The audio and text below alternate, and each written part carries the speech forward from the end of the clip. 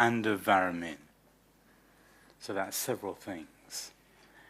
Do you believe that Iran made a serious, genuine and acceptable offer to improve cooperation on your trip last week, even though, of course, none of those issues touch on Turk-Azabad, which is the biggest safeguard issue? Was that a serious, acceptable offer? Yeah, well, it's, of course, a very pertinent issue. You know, of course, I take everything seriously. But, you know, the motto here is trust but verify. We had these discussions. For me, it was very important, as I said, to talk with the president. So I'm hearing to the president of the country. So a priori, I don't have any reason to doubt. Of course, there's a history. We have to be prudent, and we have to verify, which is what the agency does. But what I see is a disposition to engage and to work with us, not only with in the context of the meeting with the president, also with the foreign minister. I was in touch with him even last night. So I see an intense disposition and also dialogue with us, together with some important decisions or steps being taken, like this on the 60%, or the disposition to accept inspectors, new inspectors, experienced inspectors that we need there. And as you said, discussions on some of the outstanding issues. One has to understand that this was a 2-day visit, including field visits, which for me were very important, to Natanz and Fordo. So obviously, not everything could be discussed. We had a very thorough, I would say, session on all of these things. And on your comment that some things are not related to other things, yes, of course, you know, we cannot cover the entire ground. What we did was very relevant. So just to follow up, so it sounds like you're saying that what they offered was enough. Was that? Was enough. No, I'm not saying that. When did I say that? That's enough. Limited, given the limit of the 2-day trip. Amount of time. No. This is what we achieved this time, and we continue. It's not enough or too little, or I mean, these are important things, and importantly also in the context of some of the exchanges I have had with you, plural, you, but with you as well, Lawrence, on words as opposed to facts. Here we have a fact which is being verified by us. So without aggrandizing things, everything needs to be taken in the context. But I think this is a concrete step in the right direction, to be followed by many other things, because we know that the list of issues is quite long. But this is the objective reality. I'm trying to stick to that. Thank you very much. Merci beaucoup. Moussa Hassi, Al-Mayadin TV. Monsieur Grossi, vous avez visité l'Iran et vous êtes quand même revenu avec 2 éléments nouveaux. Donc l'acceptation par l'Iran de 4 nouveaux observateurs et aussi la limitation de la production de l'uranium, plus que 60%. Est-ce que vous trouvez qu'on a aujourd'hui, après cette visite, une nouvelle page ou une nouvelle tournure de la relation entre l'agence et l'Iran? Et est-ce que, au lieu de ça, donc, on peut considérer que quelque part, donc, la Troïka européenne qui propose aujourd'hui une nouvelle résolution, est-ce qu'on va vers plus un petit peu d'accroître la tension avec l'Iran, ou vous trouvez que cette résolution, si elle est considérée aujourd'hui ou demain, ça peut aller dans le bon sens? Merci. Merci beaucoup. Oui, on a discuté à propos des inspecteurs, on a discuté à propos du stock d'uranium enrichi, et je pense que parler d'une nouvelle phase serait peut-être un peu trop. Je crois que c'est, comme je viens de dire à M. Norman, c'est un pas dans la bonne direction. C'est un pas important, mais c'est un pas dans la bonne direction. Et je crois que l'avantage ou la valeur ajoutée, si vous voulez, c'est que c'est un pas concret qu'on peut vérifier. Alors, de là à dire qu'on a rentré dans une nouvelle phase, je pense que c'est un travail ardu. L'Iran et nous-mêmes, et nous le savons, je crois, le gouvernement iranien le sait,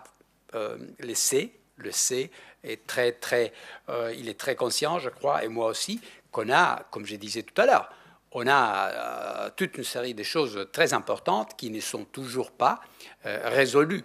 Mais c'est clair que, et je dois rester objectif, toujours, et impartiel.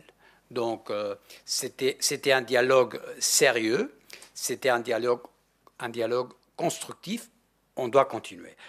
La deuxième partie de votre question, c'est un peu une valoration. Je ne devrais pas. Je pense que les pays qui proposent une résolution le font dans l'esprit d'avancer, selon eux. D'autres ont une vision différente. Moi, je devrais mettre en application ce qui sera décidé par le Conseil.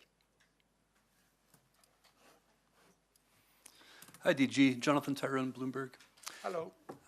Just a short clarification first and then a question. So the clarification is, Iran accepted your request. Is there any conditionality to that acceptance, meaning following your conversation with the foreign minister, is it explicit that they will no longer make that commitment if there is a resolution passed? There was, thank you, Jonathan, there was no conditionality as I discussed with them. They did not ask me that or said that if they would do this, there should be something in return. Of course, I do not exclude, as a result of further developments, there can be other things, but this is a speculation. Okay. I can only say about what I had with them. Understood. Yeah. And then you said some very interesting words I'd like you to clarify.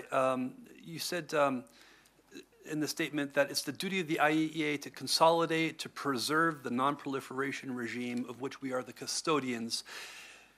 Can you elaborate on that a little bit? And then can you also mention what is the risk that Iran will exercise its Article 10 rights under the NPT, and is that a real risk that you are considering? Yeah. Well, what I said is in connection with the fact that NPT, of course, is first and foremost about preventing proliferation of nuclear weapons. And I think I have said publicly many, many times, and I think there is a concern. I also told this to the governors in the world when we see this enrichment at this almost military levels. And I think this has been accepted as a concern, as a valid concern by all. So this is why I discussed this, and this is why I attach importance to the fact that for the first time since the distancing of Iran from its past obligations, they are taking a different direction. One can say it's not enough or whatever, but this is the first time that they are saying, okay, we stop. So I think this merits serious consideration from the non-proliferation point of view.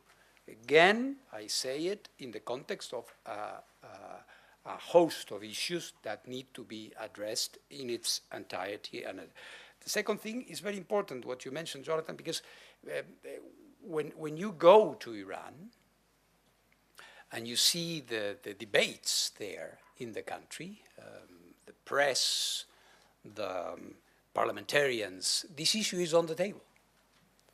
It's not the policy of the government, I must say, and I got reassurances from the foreign minister that they are not contemplating this. But of course, the Majlis may pass laws, and we have seen in the nuclear field how certain pieces of legislation end up having executive reflection afterwards. So I take it very seriously, and I think it's important that we reinforce and we protect the regime. And I think what happened in Tehran is in that context. I wish it is seen in that context.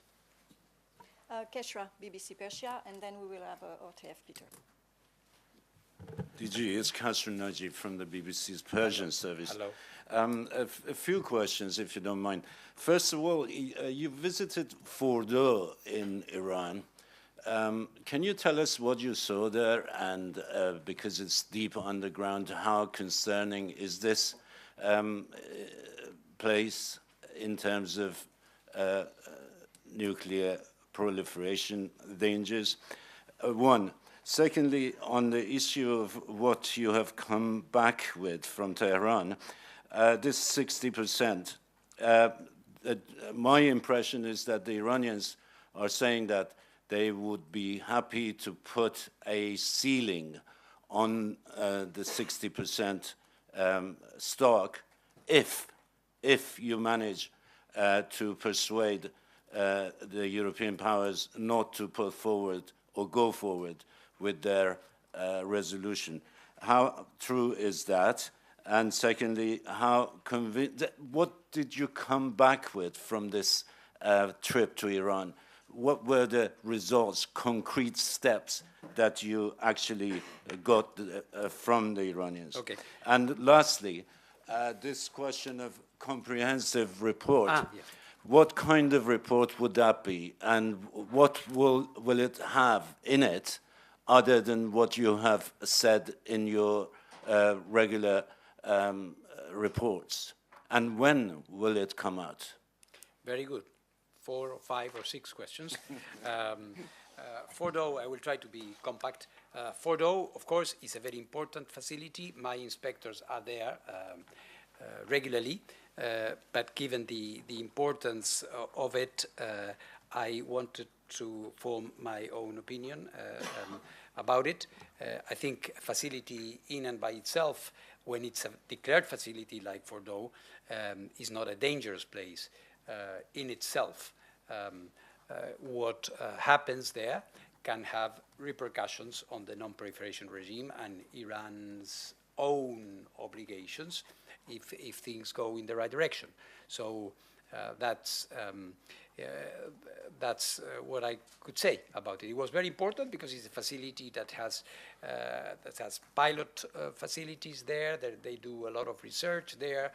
So it's important for me to assess personally the degree of advancement, which is quite impressive in terms of new generations of centrifuges, as you know, which one can see there. On the 60% and this decision or agreement contingent to the resolution, well, again, this is not what I discussed with them. And if that was, well, I failed because there is a resolution there. So frankly, it's not, this is a joke or a half joke.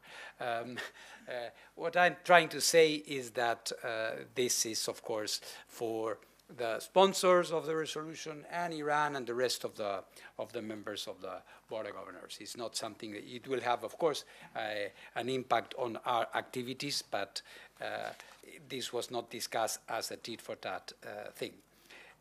In terms of results, well, the results are in the report, my dear friend. You can see there what we have achieved, and also the fact that this is a process. All of a sudden, in some analysts' views, I have the impression that people were expecting me to come with everything solved. Otherwise, this trip wouldn't be useful. I don't agree with that. This is a process. We've been dealing with this for 20 years. We are trying to untie a very tight knot, all right? So it takes effort. It takes determination, patience. So this is what I'm trying to do. The comprehensive report, as I said to François, let's see if there is a resolution. If there is a resolution, then we will see what we do. But let me add, not to give you the exact same answer, that we are actually providing reports which are comprehensive. June 2022, I addressed all these 4 places, Lavisan-Xi'an, Varamin, Turkesabad, etc. So, and we provided our assessment. That assessment hasn't changed for now, and we will see. We need to get more information from Iran. Thank you very much. Yeah, Peter Fritz, ORF, Austrian TV. Hello. Sir, have you or has the agency established any lines of communication with incoming President Trump's transition team? And what are your expectations in that regard? Very informally, nothing formal yet. I expect this to happen as soon as possible because of the eminently important things we are discussing today. Any expectations? To see them as soon as possible. Of course, I'm working with the current administration. There's a very dedicated group of people in Washington with whom I have been working, and we will continue. But of course, for me, it's essential. I think it's one of the top issues in the international agenda, and of course, for the incoming President of the United States. You will know when it happens. Stephanie, AP. Hi, this is Stephanie Lichtenstein reporting for the Associated Press. You just came back from Florida to receive an award there. Congratulations on the award. Thank you, that's good. May I ask you, did you hold any other meetings there with maybe U.S. officials, maybe from the incoming U.S. administration? No. Is that something you could share with us? Thanks. No.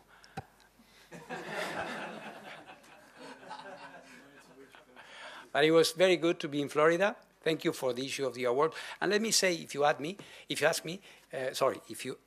allow me, that I visited a very important nuclear power plant that has ensured that lights are on in Florida, through hurricanes, and St. Lucie, a great nuclear power plant that says a lot about the resilience of nuclear. So I wanted to go there and to congratulate the staff for their excellent job. Thank you.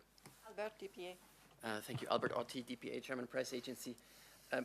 Director General, on Monday, the Israeli Prime Minister said in Parliament that during last month's Israeli strike on Iran, an element of Iran's nuclear program was hit or damaged. What is your reaction to that statement?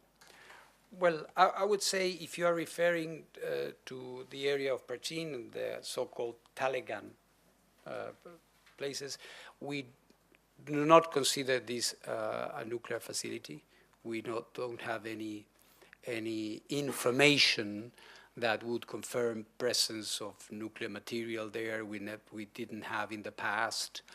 This is a place that could have been involved in the past in some activities.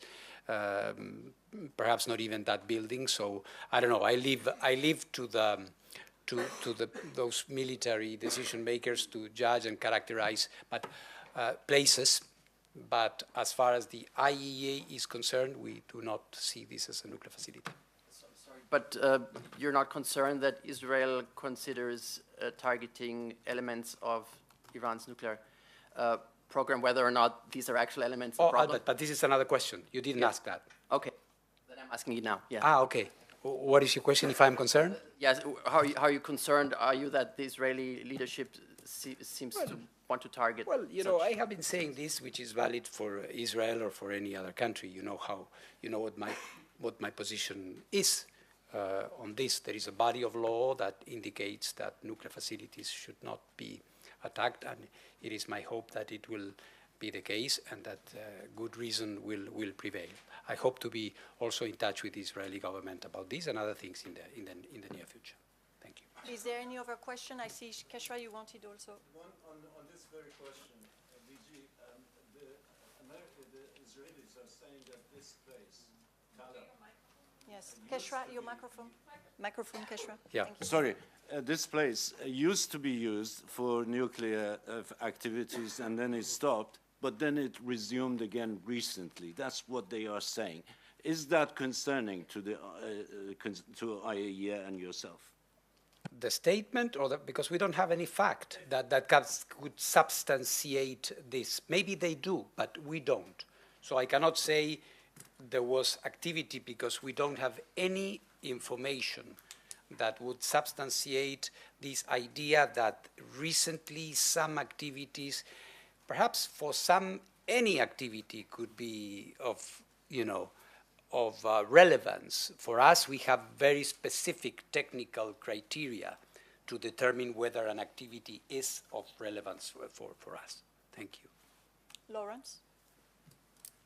Yes. Thanks. DJ, just two questions. First of all, I just want to get absolute clarity because you were quite specific in saying that in your Tehran talks, the 60% discussion or the Iranian acceptance was unconditional. You spoke to Irakchi last night. Did he give you any reason to believe that actually that is now off the table? I just want to be specific to that conversation. And secondly, on your visits to Natanz and Fordow, I assume that you were not shown any of the underground tunnels that Iran has built at Natanz. And I just want to ask if you come away from your visit with any greater assurance that Iran has not developed undeclared facilities. I know you've stressed your worries about Code 3.1 out of other member states. Do you come away from Iran with any greater confidence that they have not done that? Thanks. Well, on my conversation with the foreign minister, it was a good conversation. It was a conversation where we reviewed in perspective what we had achieved, and we considered other ongoing elements in terms of discussions here in Vienna. It was a good conversation, and there was no warning or threat or concern in this regard. Of course, they and the government will take its own decisions based on what they believe they should do. In Natanz, we visited the places where the agency is inspecting at the moment. And in terms of assurances or lack thereof, that is a very big, very wide question, Lawrence, because as you know, there is the issue of Code 3.1, which is rather arcane for general public, so you may explain when you do your reporting, please, so I don't need to do it. But what is important, you remember, I have been saying, I have been addressing another side of this issue, which is this issue of the continuity of knowledge. That is very, very important, and this we were discussing as well, and I hope we will be able to make some progress because it is obvious that we have been losing a lot of visibility, and we would need, and I would like to have more in terms of certain aspects, as you know, centrifuge capacities, etc. So everything is related. Thank you. Before we conclude, Jonathan has a last question. Just very quickly, DG, because it's come up, this theoretical report, and obviously the EU is running on this theoretical timeline ahead of October 2025 when UNSC 2231 expires. They want to get a report out there to support that case. Are you, I mean, does it require 10 months plus 11 months to produce a report? Is there a rush on your side to produce a report right now? No, you know, all of these that you mentioned is true. Many people are talking about these things. So all of that is a timeline which is not, I'm not part of that. I'm not, absolutely not part. I'm neither against, not for that. It is an elaborate approach, let's say. I don't know what kind of formality it has, but it is an approach by some to start looking at this, considering the possibility of snapback. My approach is to go really step by step. I went last week, I got something. My idea is to continue this and to move, and by moving step by step and getting concrete things, again, I take the point, and I think it's very important, and getting concrete results, maybe, just maybe, the trajectory can be less confrontational and more constructive. I leave you now. I thank you. Thank you very much. This concludes the press conference. It was a pleasure. Thank you. Bye.